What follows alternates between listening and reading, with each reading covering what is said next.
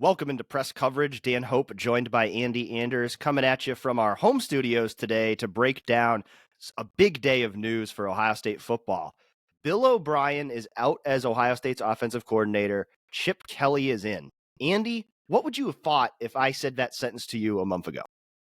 I would have probably called you crazy. I'd have said Chip Kelly's the head coach at UCLA. He's going to go be an offensive coordinator at another Big Ten team. What? But yeah, here we are, Dan. And I honestly think this is kind of a home run for Day, especially given the circumstances. I mean, you lose your coordinator last minute, and now you it seems like almost Chip Kelly wants to be. I am sure that this wasn't like a today thing. These conversations likely happened over the course of the week as Bill O'Brien emerged as a candidate for the head coaching job at Boston College. But you know, the New Hampshire boys are reunited. You know, this is a crazy turnaround for Day to get this done. The same day that Bill O'Brien's hiring to BC, we find out about, and kind of a wacky situation with the offensive coordinating. But a month ago, no, past Andy certainly couldn't have seen this coming. What is your favorite memory of the Bill O'Brien era at Ohio State? Well, I think most Ohio State fans would say getting Julian Sayin. My favorite memory of Bill O'Brien, probably seeing him walk by as we were recording an episode of press coverage here just a couple days ago. And, I think that one thing I will say, Bill O'Brien, undefeated as Ohio State's offensive coordinator, never lost to Michigan. I think that'll be a big, check mark on his resume for people. And quite the distinguished tenure for him. Yeah, some of Bill O'Brien's last moments at Ohio State there on Wednesday before he went off to Boston College to interview for the job and ultimately get the job. And you can't really blame Bill O'Brien in this situation. He's from Boston. His family's up there. His son is a patient at Boston Children's Hospital. This was an opening that no one foresaw when Ohio State hired Bill O'Brien 3 weeks ago. And it set this all into motion. But the good news for Ohio State is clearly Ryan Day was ready to act. Clearly, when he realized last week that the Boston College job was open and he might lose Bill O'Brien right after he hired him, clearly he started working on plan B. And I think that's why on Wednesday, he seemed very unconcerned about the situation. And I would guess that probably by the time he had that press conference, he probably already had a pretty good idea he was going to lose Bill O'Brien and that he was going to hire Chip Kelly to be his new offensive coordinator. And I know you and I both agreed that we thought the Bill O'Brien hire was a good hire. I still think that. My opinion on what he could have been as Ohio State's offensive coordinator hasn't changed just because he's gone now. But I think this might be an upgrade. I really do, because you look back at what Chip did when he was at Oregon. And yes, that was over a decade ago. But when he was at Oregon at the height of his powers, he was considered by many to be, the offensive mind in college football. He was really one of the most innovative people in college football in terms of the evolution of a spread offense. And Ryan Day's offensive philosophy was shaped by Chip Kelly. He played for Chip Kelly at New Hampshire. They worked together with the Eagles and the 49ers. So this is going to be a very seamless transition, I would think, for Ohio State. For Chip Kelly to come in, we talk about Ryan Day having to trust his new offensive coordinator to give up offensive play calling.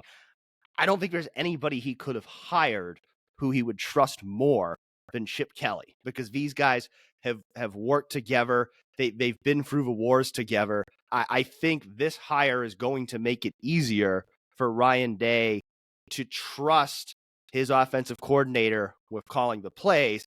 And there's not going to have to be a lot of meshing and compromise here in terms of their offensive philosophies, because Ryan Day's offensive philosophy was built off of Chip Kelly's offensive philosophy.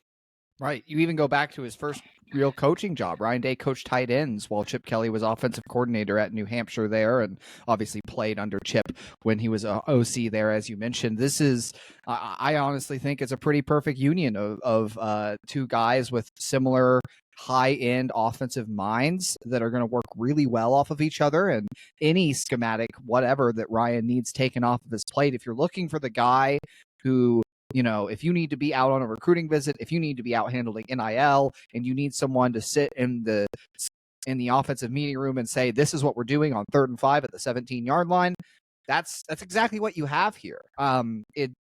If you talk about Ryan stepping back and embracing this CEO role, who better than, like you said, the man who shaped his very offensive scheme? I mean, it's almost like having a clone of yourself there in the meeting room. It's someone who is very like-minded when it comes to offensive football.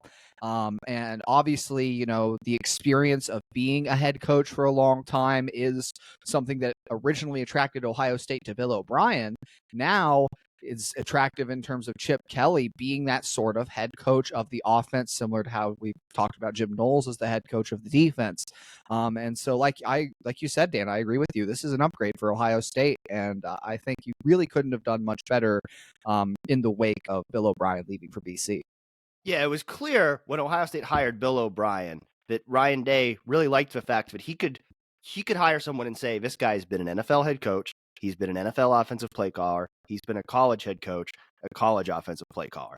It's hard to find someone who fits all 4 of those boxes, and Ryan Day found 2 of them, because Chip Kelly fits all of those boxes too, as he was his offensive play caller with the Eagles and the 49ers. And so, another sign of Ryan Day being able to adapt when the initial plan didn't quite work out the way it was supposed to.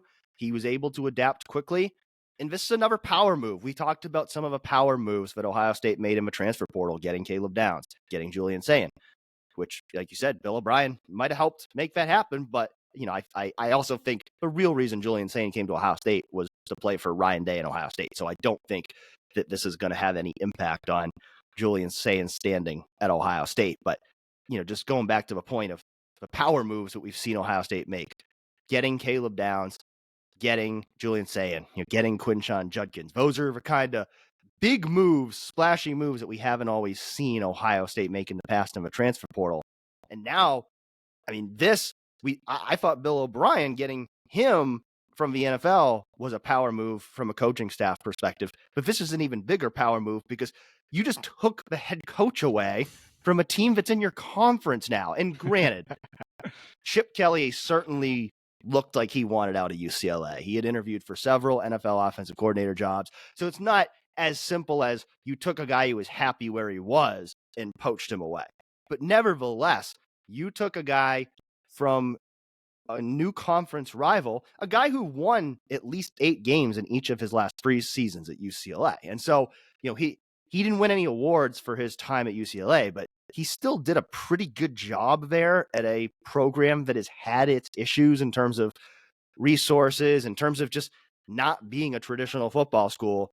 And now you bring Chip into a program that is a football power, that has all the pieces in place, except, maybe some questions on the offensive line, to be an elite offense. And I think Chip is the guy who can be that missing piece for the offensive coaching staff to maximize the potential of the elite talent Ohio State has. Yeah, it's all those things we just hit on, and I really can't wait to see how it works, how the dynamics are in the spring. I think it's going to be interesting to we never even got to interview Bill O'Brien, so we'll get to have our first interview with Chip Kelly here soon, and it'll be great to hear his thoughts and what he believes his ongoing role fully looks like, see how it works in the spring game and then going into the fall with Ohio State. Yeah, well, hopefully we will get the opportunity to talk to Chip Kelly soon, and Matt Guerrieri and whoever Ohio State ends up hiring to be its final assistant coach. And hopefully that will be the end of the coaching staff changes for this year. As we've learned this year, the college football coaching carousel never ends. You've got UCLA now has a coaching job to fill. They might end up hiring somebody else's head coach, and the coaching carousel will just continue. But I think Ohio State is certainly hoping just fill that one last vacancy and then be done with it. And whenever we do get to talk to them, we'll come back with you for another episode of press coverage from the Woody Hayes Athletic Center. But we thank you for joining us today for some quick analysis on Chip Kelly becoming Ohio State's offensive coordinator. And stay tuned with 11 Warriors for lots more coverage.